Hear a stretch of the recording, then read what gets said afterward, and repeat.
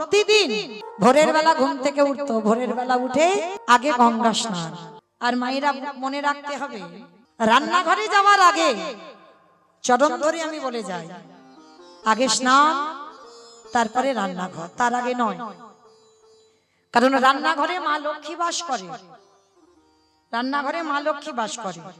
আর যেখানে লক্ষ্মীর বাস সেখানে যেতে গেলে বাবা তোমাকে আগে সকালে স্নানটা করতে হবে, তারপরে তুমি অন্য কর্ম করবে, তার আগে নয়।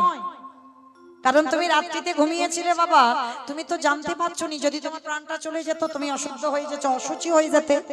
ওই জন্য সকালবেলা উঠে তুমি যতই তুমি বাসি পোশাক ছাড়ো না কেন, স্নানটা না করলেই তুমি শুদ্ধ নও। আমরা নারী জাতি তো, পা ফেললেই অপরাধ। নারী জাতিরা অশুচি বেশি। রাত্রিতে শয়নে থাকবে মানে তুমি অশুচি। সকালবেলা এই রাত্রিবেলা ঘুমালাম মানে অশুচি হয়ে গেল, অশুদ্ধ হয়ে গেল। সকালবেলা আগে স্নান। এখনো অনেক আছে মা, সে বেলা 12টা গড়িয়ে যাবে, রান্না বান্না সব সেরে নেবে, তারপরে স্নান। অপরাধ নিও না মা, যেন ভেবে বসো না যে মৌমিতা জ্ঞান দিয়ে যাচ্ছে, না, আমার কথা নয়। লীলার মধ্যে প্রকাশ হচ্ছে, তাই আমি একটু মনে করাচ্ছি, আপনারা জানেন, একটু স্মরণ করাচ্ছি মাত্র। সহধর্মিনী যারা হয় সকালবেলা সবার আগে মা স্নান। ওই রান্না বান্না সবকিছু সেরে নিয়ে তারপরে স্নান নয়। অনেকে দেখি তো বলে আবার ওই উনানে টুনানে রান্না হবে, যারা অনেকে আছে না বলে ওই গরম টরম হবে, একেবারে রান্না টান্না সেরে স্নান করে ঠাকুরের গুনে গুনে দুটো নকুল দানা দেব, তারপরে আমি খাবো। এইবার একটু মন দিয়ে শুনবে মা এইবারের কথাগুলো। অনেক সময় মা প্রতিদিন ব্রহ্ম মুহূর্তে ঘুম থেকে উঠত। ব্রহ্ম মুহূর্ত কাকে বলে? সূর্য উদয়ের 1 ঘন্টা 36 মিনিট আগে এই সময়ক্ষণকে বলা হয় ব্রহ্ম মুহূর্ত। ভজনের সঠিক সময় হচ্ছে বাবা ব্রহ্ম মুহূর্ত। আর এই ব্রহ্ম মুহূর্তে ভজন করে যত তৃপ্তি পাবে তুমি অন্য সময়ে পাবে না। দেখবেন অন্যান্য সময়ে অনেক বাবা অনেক সেবা পূজা হচ্ছে, আরতি হচ্ছে, কিন্তু এই যে ভোরের মঙ্গল আরতি এর পরিবেশটা যেমন থাকে অন্যান্য সময় এমন পরিবেশ তুমি পাবে না, একেবারে শান্ত। আর যারা মা সতী সাধ্যী রমণী হয়, এখানে তো আমরা সবাই বউ, আমরা স্ত্রী, সহধর্মিনী বা অর্ধাঙ্গিনী সবাই নয়। এতগুলো নারীর মধ্যে বাবা একটা মিলবে কি তা সন্দেহ। সহধর্মিনী যে হবে তার চলাফেরা, তার বলা, তার চরিত্র সবটাই আলাদা পাবে না, সবার সঙ্গে মিল তাদের পাবে না, সবটাই আলাদা হবে। আমার নারদের একটা অভ্যাস খারাপ আছে, কি বলতো? একটা অভ্যাস খারাপ, কি গো? লাগান ভাগান, লাগান ভাগান অভ্যাস না? তাইবার আচ্ছা মা নারদের বাহনটা কি গো? হাই দেখো না কি ইঁদুর, কত গণেশের বাহন। বাবা ঢেকি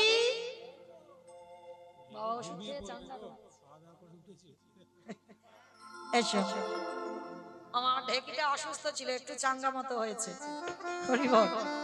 বাবা ঢেকি চলো একটা জায়গায় যেতে হবে। আমি নারায়ণের কাছে যাব না, তাহলে যাব কোথায়? বাবা ঢেকি রে ও চলে না বাবা ব্রহ্মলোকে যাই। বাবা ব্রহ্মলোকে গেছে, মা সাবিত্রীর কাছে নারদ গিয়ে দাঁড়িয়েছে। সাবিত্রীর কাছে গিয়ে দাঁড়িয়ে হচ্ছে, মা গো বড্ড খিদে পেয়েছে, তাড়াতাড়ি খেতে দাও, খেতে দাও, খেতে দাও, আমার পেটটা যেন আগুনের মতো জ্বলছে। মা সাবিত্রী তাড়াতাড়ি করে যা অন্ন ব্যঞ্জন করেছে পারসটা সাজিয়ে নারদকে খেতে দিয়েছে। নারদ খাওয়ার পরে মা জিজ্ঞেস করছে, বাবা নারদ কিরম রান্নার স্বাদ হয়েছে বাবা? বলে মা হয়েছে, কিন্তু ওই মর্তধামের অনুসুয়া মার মতো নয়। কি গো মায়েরা, একটা পুরুষ একটা পুরুষকে হিংসে করে না? না করে না নয়, আজকাল করে, কিন্তু একটা নারী একটা নারীকে হিংসে বেশি করে, করে না? একটা নারী একটা নারীকে হিংসে করে, দেখবে সব থেকে বেশি। তা এইবার যেই না একটা নারীর কাছে আরেকটা নারীর প্রশংসা, কে গো ধরো স্বামী কলকাতায় গেছে কোনো কাজে, রাত্রিবেলা ঘরে এসেছে, এসে যদি বলে মৌমিতা একটা মেয়ে দেখেছি না, কি সুন্দর দেখতে গো, জানো মাথায় কি লম্বা লম্বা চুল, কত সুন্দর বেনি করা, আর কি তার অঙ্গের রং যেন ফেটে পড়ছে। যদি রাত্রিবেলা এসে বউয়ের কাছে গল্পটা করে, কি রকম হবে বলো তো? কি গো, ও তাই এত সুন্দরী যখন দেখলে তো আমার কাছে এলে কেন, সেখানে তো থেকে যেতে পারতে। কি গো মা বলবে না? এগুলো কি কি বলে, হিংসে বলে না? আমরা কি হেসে উড়িয়ে দেব? উড়িয়ে দেব না। সঙ্গে সঙ্গে প্রত্যেকটা নারীর প্রশ্নের প্রত্যুত্তর এটাই হবে, থেকে যেতে পারতে এলে কেন যদি সুন্দরী হবে এত। তা আজকের অনুসুয়া মা যেই না কথা বলেছে, মা রান্না হয়েছে কিন্তু অনুসুয়া মার মতো নয়। মা সাবিত্রী রেগে গিয়ে বলল, কি আমার থেকে একটা মর্তের মেয়ে ভালো রান্না করে? হ্যাঁ, তোর এত বড় স্পর্ধা, আমি সাবিত্রী, আমি ব্রহ্মলোকে বাস করি, আর আমার থেকে একটা মর্তে শিখিয়ে অনুসুয়া আমার থেকে রান্না ভালো? এক্ষুনি তোকে আগুনে একেবারে ভস্মীভূত করে দেব। নারদ মুনির উপরে যে এত রেগে গেছে, মা প্রাণ ভয়ে ছুটতে ছুটতে এসে বলছে, বাবা ঢেকি তাড়াতাড়ি চল, তাড়াতাড়ি চল, এখানে আর থাকা যাবে না। ঢেকির পিঠে চড়ে বলছে, বাবা চল। এক জায়গায় আগুন দাউ দাউ করে জ্বলছে, আর এক জায়গা যাই, বাবা ঢেকি রে চলে না রে বা শিবলোকে যাই।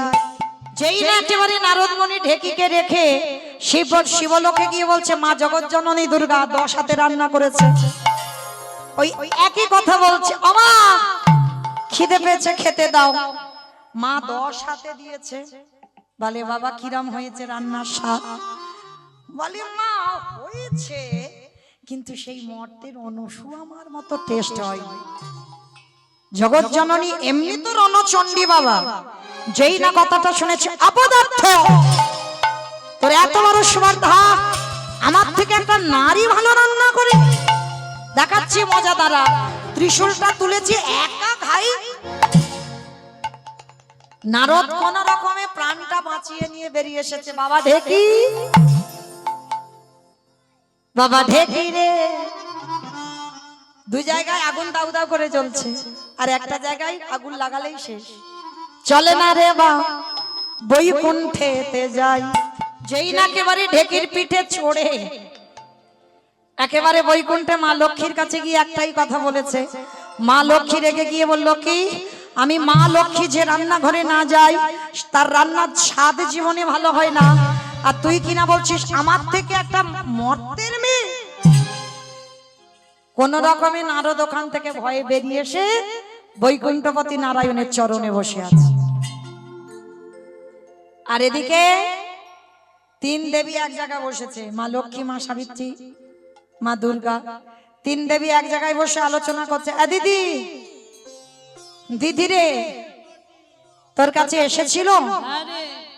বলে, নারদ এসেছে, ওই এসেই একটাই কথা বলে যাচ্ছে, বলে অনুসুয়া নাকি ভালো রান্না করে।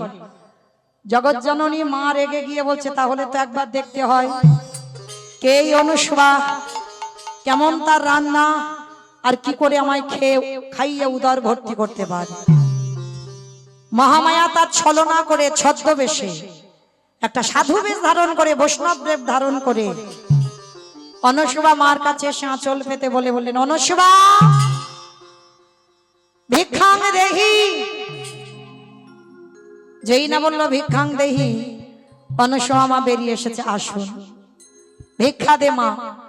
বাবা এখন আমার পতি সেবা যে হয়নি, তো পতি সেবা হয়নি তো কি হয়েছে, আমাকে সেবা দে তারপরে দিবি না? বাবা ওটা তো আমার নিয়ম নয়, আগে আমার পতি সেবা হবে, তারপরে আপনাকে সেবা দেব। অসম্ভব, আগে অতিথি সেবা তারপরে পতি সেবা। বলে, বাবা ওটা তো সবার জন্য, কিন্তু আমার আগে পতি সেবা, পতি সেবার বাইরে আমি কিছু করি না। জগৎ জননী মহামায়া রেগে লাল হয়ে যাচ্ছে, মনে মনে ভাবছে এত বড় স্পর্ধা, আগে অতিথি সেবা না দিয়ে আগে পতি সেবা, এ কেমন নারী? তথাপি আজকের আমি পরীক্ষা নেব, দেখবো কি করে আমায় সেবা দেয়। অত্রিমণি বলছে, অনুসুয়া আজ আমার মনটা যেন কেমন কুগাইছে, যাও না আজকের অতিথি সেবাটা আগেই দাও না। স্বামী ওটা তোমার কথা, তুমি বলেছো ঠিক আছে, কিন্তু যেদিন আমার বাবা তোমার হাতে দিয়েছে সেদিন থেকে আমার সংকল্প আগে আমার পতি সেবা। পতি সেবা দিয়ে এইবার মহামায়ারূপী অতিথিকে সেবা দিয়েছে বাবা। আর যেই না মহামায়ারূপী অতিথিকে সেবা দিল, যা যা অন্নবঞ্জন ছিল ঘরে মহামায়া মায়ার দ্বারা সবকিছু খেয়ে নিয়েছে। আর খেয়ে নিয়ে বলছে আরো দে, আরো দে, আমার এখন উদর ভর্তি হয়নি, আরো দে। অনুসূয়া মা মনে মনে ভাবছিটা কি করে সম্ভব, আমি এক হাড়ি অন্ন ব্যঞ্জন সব দিয়ে দিলাম, এ তো কোনো মানবী নয়, এ মনে হয় কোনো দানবী বা কোনো দেবী কেউ এসেছে আমাকে পরীক্ষা করতে, এত খাবার তো মানুষ খেতে পারে না। স্বামীর কাছে গিয়ে অনুসূয়া বলছে স্বামী বুঝতে পারছি না কে খেতে বসেছে, এত খাবার দিচ্ছি তবু উদর ভর্তি হচ্ছে না। অত্রিমণি বলে বললেন অনুসূয়া আমি বারবার তোমাকে নিষেধ করেছিলাম, তুমি একটা দিন আগে অতিথি সেবা দিয়ে তারপরে পতি সেবা দাও, তুমি তো শুনলে না আমার কথা, এবার তুমি কি করবে তুমি নিজে বুঝে নাও। বেশ, তুমি যখন ছেড়ে দিলে দেখো এবার কি করি। স্বামীর হাত থেকে কুমণ্ডলীর জলটা নিয়েছে, জলটা নিয়ে পতির চরণ ধুলাটা মাথায় নিয়ে শূন্য হাড়ি, চাল ডাল নেই, কাঠও নেই ঘরে, শূন্য হাড়িটা উনানে বসিয়েছে। মনে রাখবে মা, অনুসূয়া মা স্বর্গের কোনো দেবী নয়, একটা সাধারণ নারী, একজন মুনি পত্নী। আর একজন নারী হয়ে তার কত শক্তি দেখো, পতি সেবা করে, স্বামী সেবা করে। শূন্য হাড়ি, কোনো চাল আলু কিছু জল টল কিছু না, শূন্য হাড়িটা বসিয়েছে উনানে। কুমণ্ডলীর জলটা নিয়ে একটাই মন্ত্র, ওম পতি পরমেশ্বরায় নমঃ, ওম পতি পরমেশ্বরায় নমঃ, ওম পতি পরমেশ্বরায় নমঃ, ওম পতি পরমেশ্বরায় নমঃ, ওম পতি পরমেশ্বরায় নমঃ নমঃ, ওম পতি পরমেশ্বরায় নমঃ নমঃ।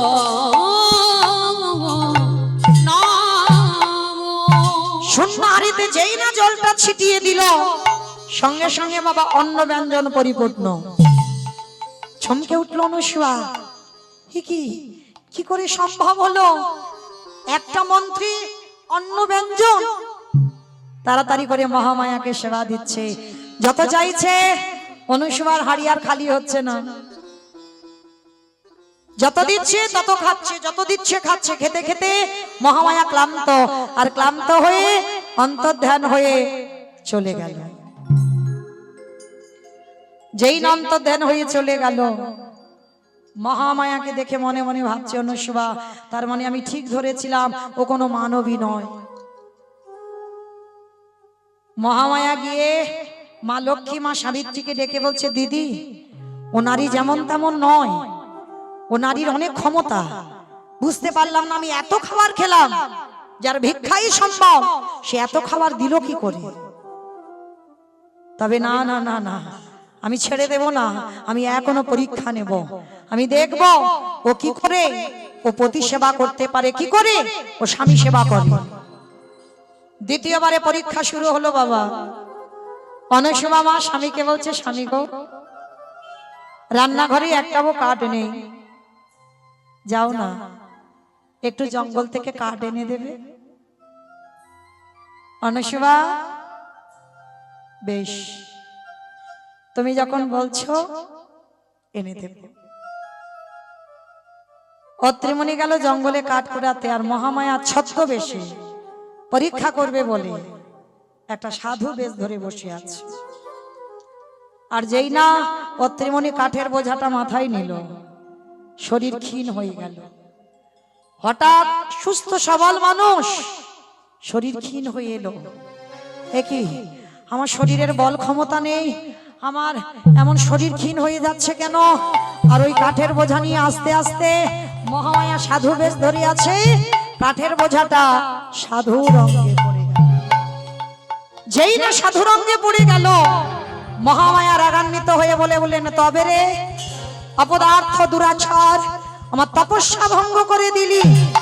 আমি এই মুহূর্তে তোকে অভিশাপ দিয়ে দিলাম, তোর সর্বাঙ্গে ভরে যা গলিত কুষ্ঠ ব্যাধি। চরণে আছাড় খেয়ে পড়লে, বাবা ঠাকুর আমি ইচ্ছে করে করিনি, বুঝতে পারলাম না এই কাঠ আমি যখনই মাথায় তুলে নিলাম শরীর ক্ষীণ হয়ে এলো, বুঝতে পারলাম না কি হয়ে গেল। অভিশাপ দেবেন না, পা ছেড়ে দে, পা ছেড়ে দে, পা ছেড়ে দে। শুধু অভিশাপ না, এই মুহূর্তে তোকে আমি আরো অভিশাপ দিলাম। 1 মাস পর সূর্য উদয়ের সঙ্গে সঙ্গে তোর মৃত্যু হবে হবে হবে। অনুসুয়া অনুসুয়া অনুসুয়া, একই স্বামীর কণ্ঠস্বর। আমার স্বামী তো কোনোদিন এত আকুল প্রাণে ডাকে না। কি হয়েছে স্বামীর?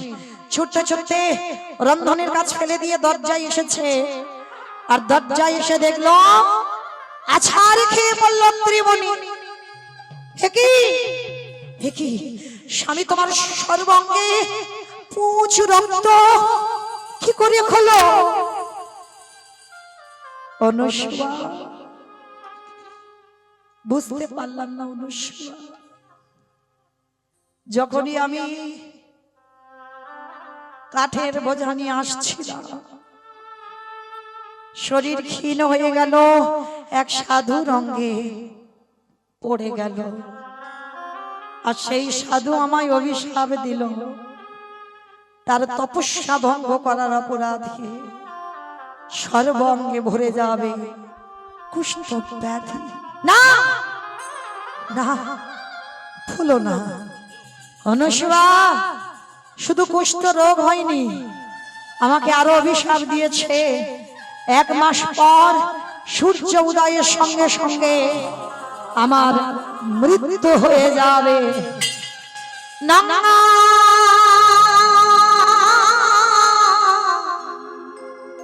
বলো না,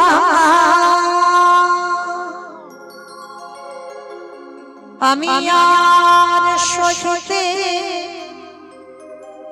পারি না,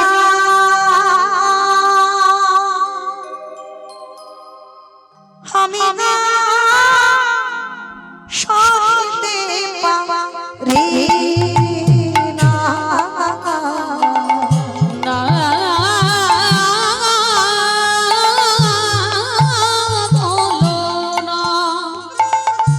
বলো না, আমি সহিতে পারি না, আমি আর সহিতে পারি না। না বলো না, চিরমান ছিত ধরে যে তুমি আমারে ছাড়িয়া তুমি যেও না, আমারে ছাড়িয়া তুমি যেও না। না বলো না, চিরবাঞ্ছিত ধন যে তুমি আমার ছাড়িয়া তুমি যেও না, আমার ছাড়িয়া তুমি যেও না। না বলো না, তুমি বলো না, নিতাই গৌর প্রাণে হরি এমন করে বলো না, আমায় বলো না, আমার কথা বলো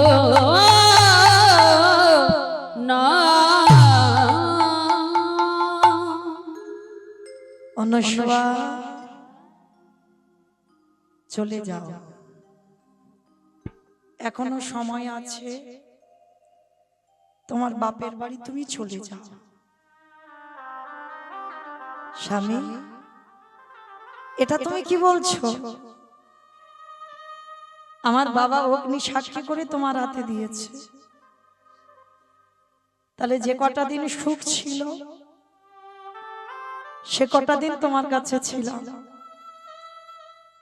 আর জীবনে যে কটা দিন দুঃখ থাকবে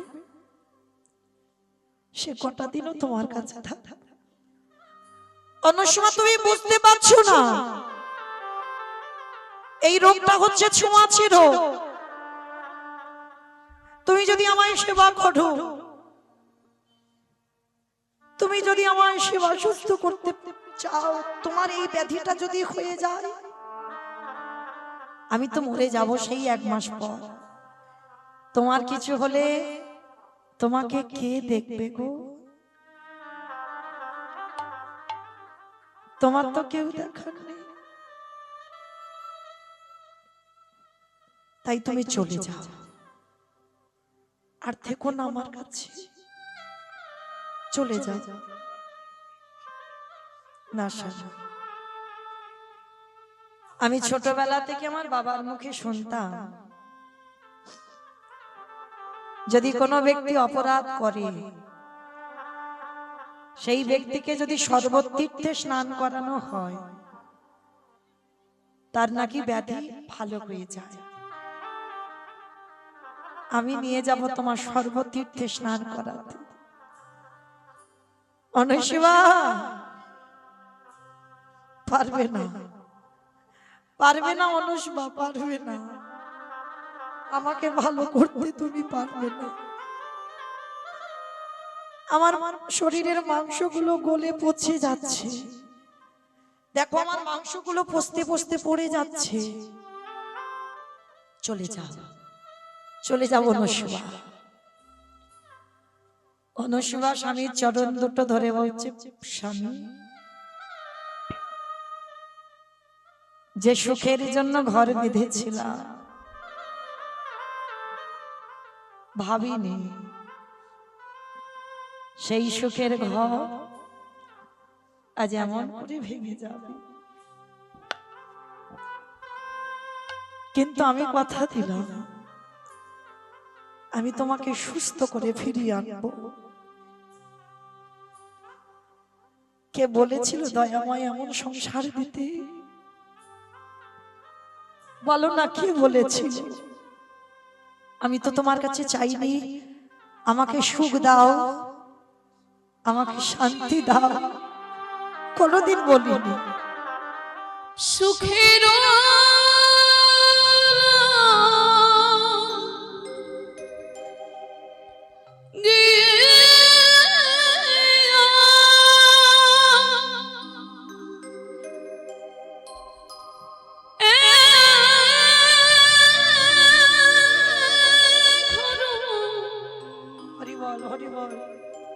বন্ধেনু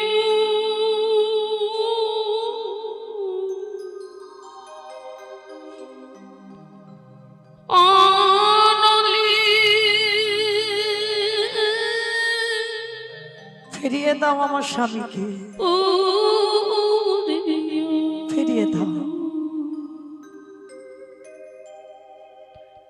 গেল রে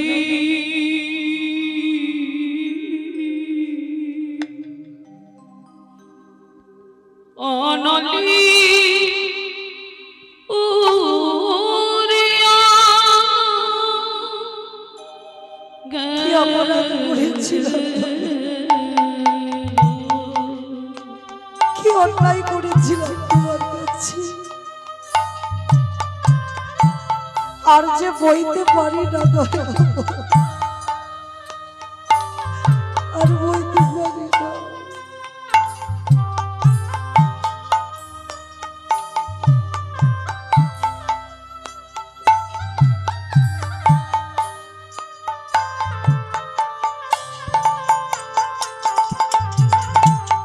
আমি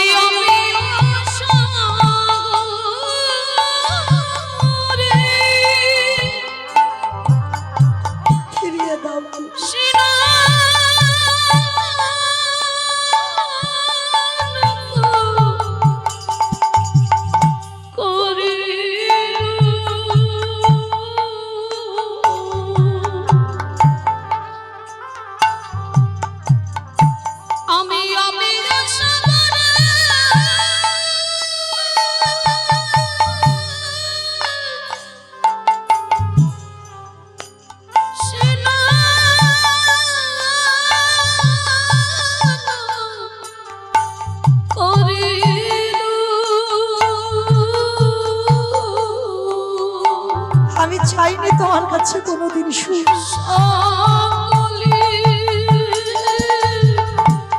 গরল হেলুরি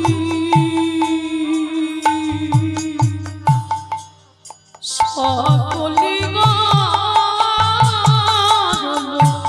হেলুরি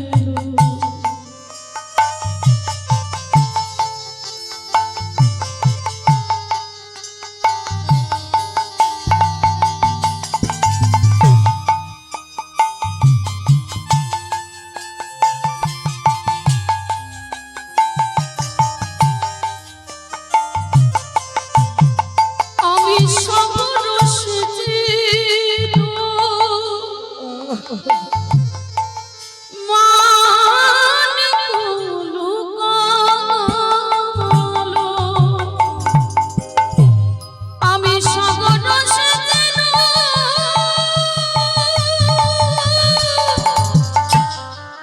ওই মান লুকালো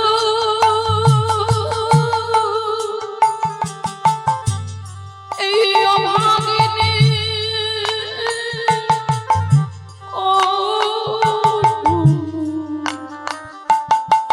দোষী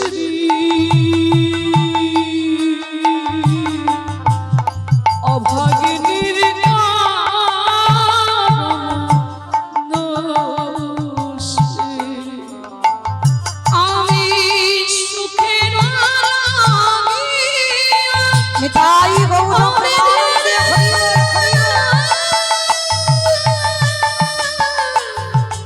ও বেধিরে ও বেধিরে ও বেধিরে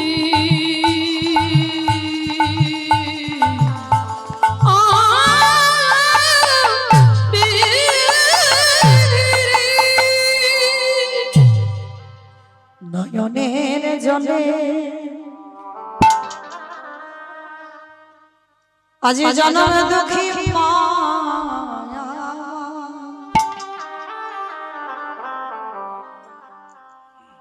ওই স্বামীকে তীর্থে নিয়ে যাবার জন্য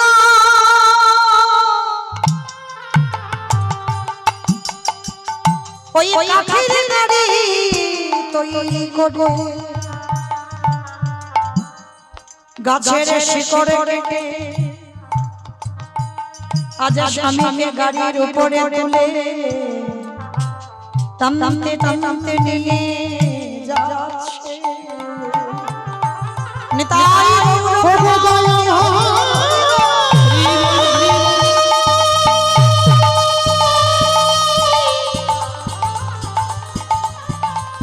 প্রভু জি তোমায়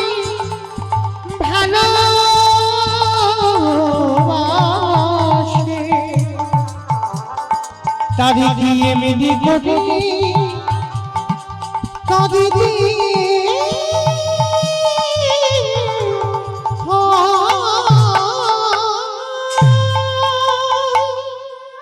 যেই আজকে অনুসুয়া টানতে টানতে পৌঁছে গেছে বাবা মরুভূমি। আর মরুভূমিতে যেই না পৌঁছে গেছে বাবা অত্রিমণির পিপাসায় কণ্ঠটা শুকিয়ে যাচ্ছে।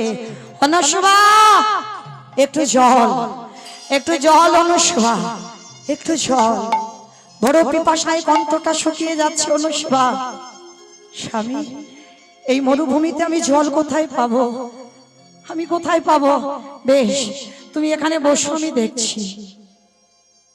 মহামায়া আবারও মনে মনে ভাবছে, দেখবো অনুসুয়া এবারে কি করিস, কি করে পতির মুখে জল তুলে দিতে পারিস। মরুভূমিতে তো জল নেই, চারিদিকে শুধু বালি আর বালি। মহামায়া একটা ঘাতক রূপ ধারণ করে দাঁড়িয়ে আছে। অনুসুয়া মা তার কাছেই গিয়ে জিজ্ঞেস করছে, বাবাজি বলতে পারবে আমি কোথায় গেলে একটু জল পাবো? এই মেয়ে, এই মরুভূমিতে জল পাওয়া যায়? এই মরুভূমিতে জল পাওয়া যায় না। বাবাজি, আমার স্বামীর যে কণ্ঠটা শুকিয়ে যাচ্ছে, অসুস্থ স্বামী, একটা কাজ কর, সত্যি যদি স্বামীর জন্য জল চাস, এইখানে একটা আশীর্বাদ আছে। যদি তোর এই দক্ষিণ উরুদেশটাকে কেটে বাদ দিতে পারিস, যদি এখানে তোর উরুদেশটাকে ছেদন করতে পারিস, তাহলেই এখানে জল পাবি। পরীক্ষা নিচ্ছে দেখেন। আর যেই না বাবা অনুসভা মনে মনে ভাবছে দেহ তো আমার পতির সেবা, তাহলে তার সেবার জন্য যদি একটা দেহ ছেদন হয় তাতে তো অপরাধ নয়, এটাও তো ধর্ম। অস্ত্র হাতে তুলে নিল, ওম পতি পরমেশ্বরায় নমঃ, ওম পতি পরমেশ্বরায় নমঃ, ওম পতি পরমেশ্বরায় নমঃ। এই মন্ত্র উচ্চারণ করে দক্ষিণ উরুদেশটাকে ছেদন করে দিল। আর যখন উরুদেশটা ছেদন করে দিল, মহামায়ার মায়াতে জল টলমল করছে। নিজের একটা উরুদেশ কেটে বাদ নিজে আঁচল ভিজিয়ে জল তুলে নিল। ওই মরুভূমিতে যাবে কি করে? একটা পায়ে কতক্ষণ হাঁটবে?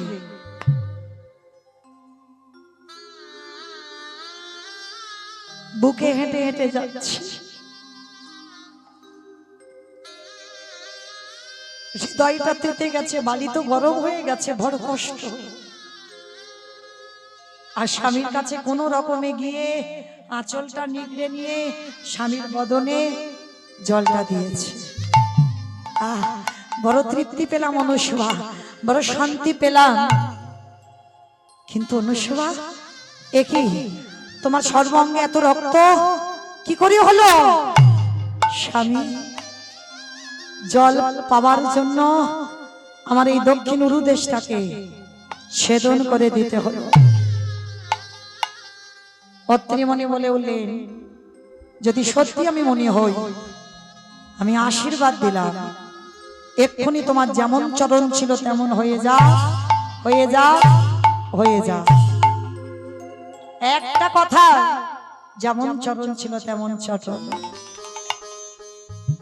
এইবার দেখতে দেখতে মা বহুদিন তো কেটে গেল, 1 মাস আয়ু, মাত্র 3 দিন বাকি আছে।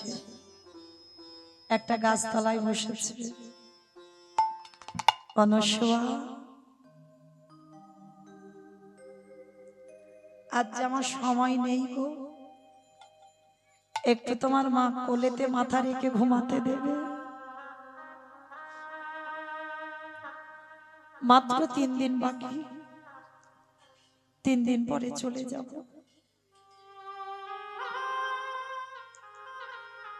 স্বামীর মাথাটা কোলে করে নিয়ে অনুসভা মা কাঁদছে। অনুসভা, এবার একটা কাজ করো, আর তো 3 দিন বাকি আছে, এবার চলে যাও, এবার চলে যাও, কারণ সেই তো 3 দিন পরে আমি মরে যেতে হবে। আর আমার মৃত্যুর পর তোমাকে সব ছিঁড়ে ছিঁড়ে খাবে। চলে যাও। না স্বামী, এতদিন দুঃখে যখন রইলাম, মৃত্যু পর্যন্ত নয় থাকবো, দেখি কে তোমাকে আমার কাছ থেকে নিয়ে যায়। কার এত সাধ্য আছে, কার এত ক্ষমতা আছে। একজন মর্তের নারী, তার কত শক্তি দেখো। কোন ভগবান সেবা নয়,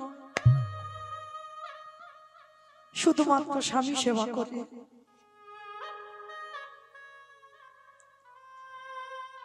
ওই গাছতলায় বসে বসে 1 দিন হয়ে গেল, 2 দিন হয়ে গেল, আর 1 দিন বাকি।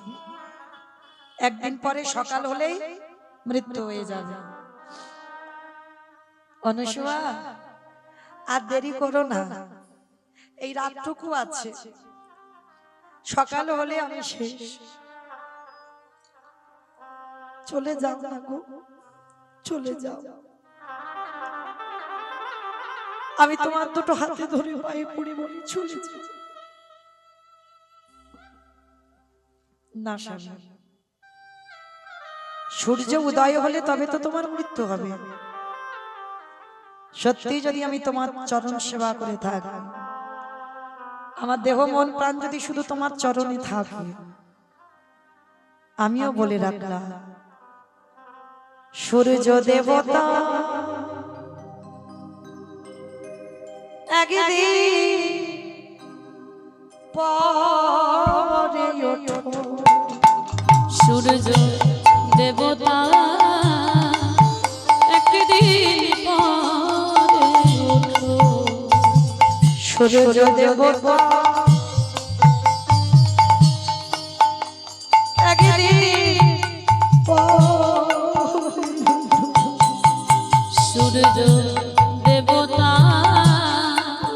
একদিন পরে ওঠো, সতী নারী হাতের শাখা ভেঙে দিল না,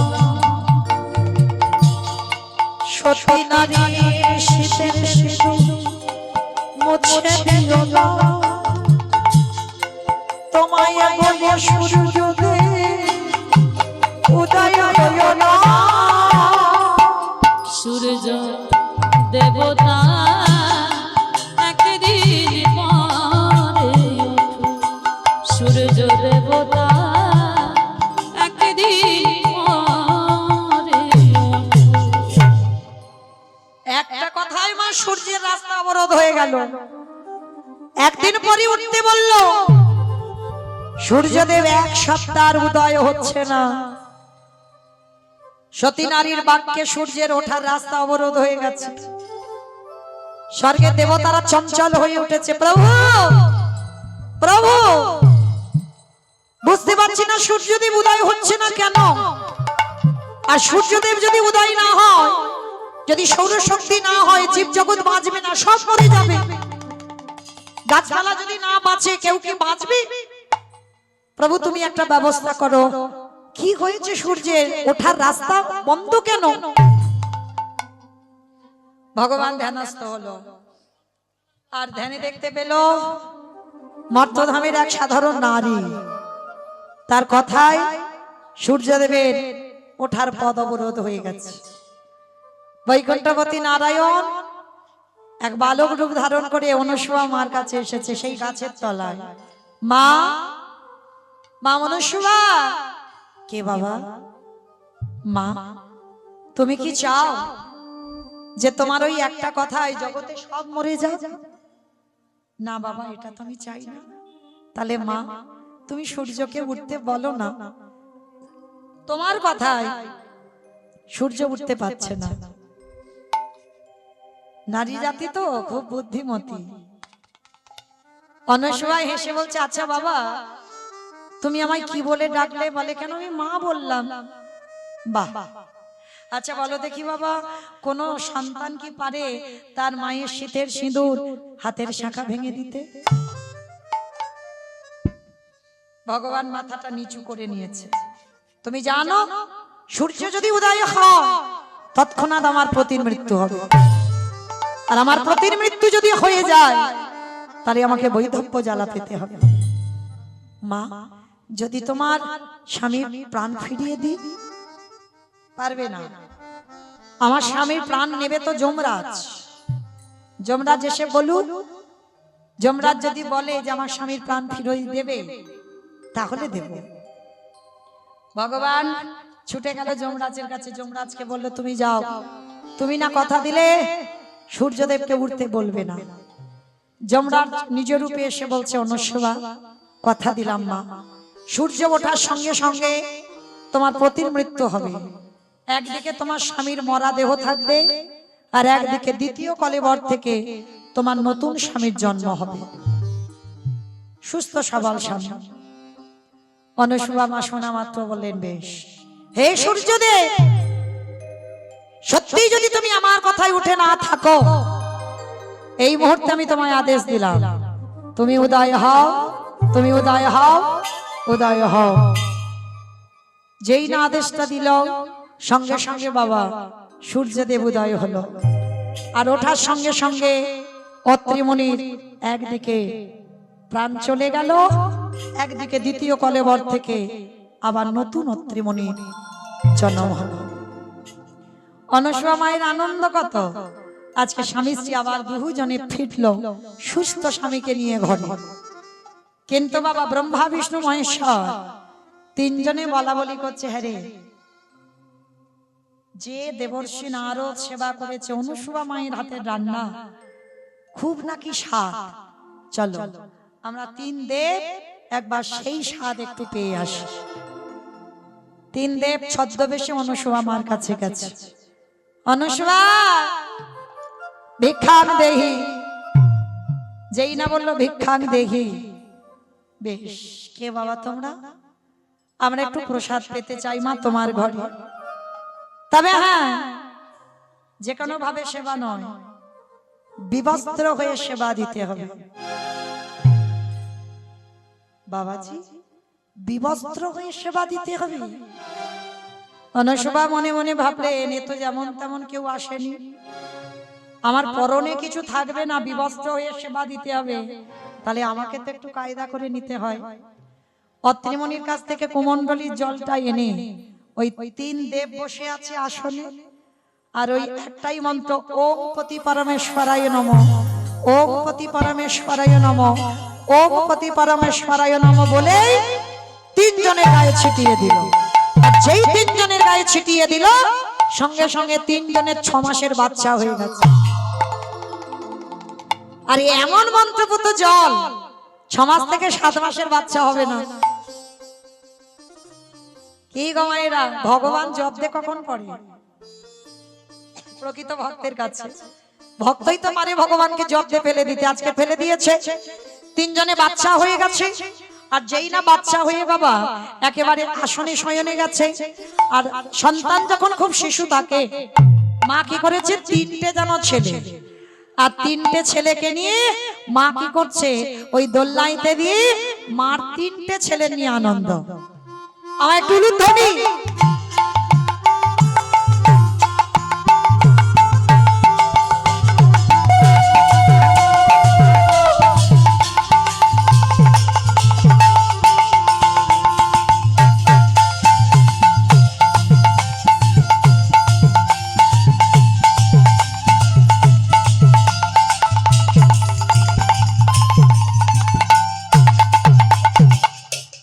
ভগবান বৈকুণ্ঠপতি নারায়ণ মনে মনে ভাবছে, যাক বাবা, আমি এই একটা সপ্তাহে একটু আরামে আছি। ভক্ত খেতে দেয় না, ঘুমাতে দেয় না, বসতে দেয় না, সর্বদা আমায় ডাকে, আমার ছুটি করতে হয়। আর এই যে অনুসুয়া আমার কাছে একটু শান্তি আছে, এক সপ্তাহ 3 দেব আনন্দে আছে। অনুসুয়া আমার কাছে খায়, ঘুমায়, তেল মাখে, দোলনায় ঘুমায়। আর ওইদিকে 3 দেবী এখন চিন্তায় পড়ে গেছে, স্বামীরা ঘরে আসেন। নারদ, এই নারদ, হ্যাঁ রে প্রভু কোথায়? হ্যাঁ প্রভু চাকরি পেয়েছে বলে, তবে চাকরিটা কোথায় পেয়েছে সেটা বলতে পারবো না, কিন্তু পেয়েছে। তা মহামায়া মনে মনে ভাবছে, নারদের কথা শুনে 3 দেব খাবার লোভে পড়ে সেই অনুসুয়া আমার বাড়ি যায়নি তো। এক সপ্তাহ পরে 3 দেবী ছদ্মবেশে অনুসুয়া আমার ঘরে গেছে স্বামীদের খুঁজতে। ও মাইরা, গেলে কি হবে, চিনতে পারবে, সে তো বাচ্চা হয়ে আছে। এইবার 3 দেবী গিয়ে বললো, অনুসুয়া মা, আমাদের থাকবার আশ্রয় নেই, কটা দিন তোমার এখানে থাকতে দেবে? বলে, এবার যতদিন ইচ্ছা থাকো ততদিন, আমার অসুবিধে নাই। এইবার অনুসুয়া মা 3 দেবী আশ্রয় দিল। আর 3 দেবী শুধু চারদিকে খুঁজে খুঁজে বেড়াচ্ছে, হরি বল কোথায়। আর যেই না 3 দেবী গিয়ে দেখেছে দোলনায় 3 জন দোল খাচ্ছে।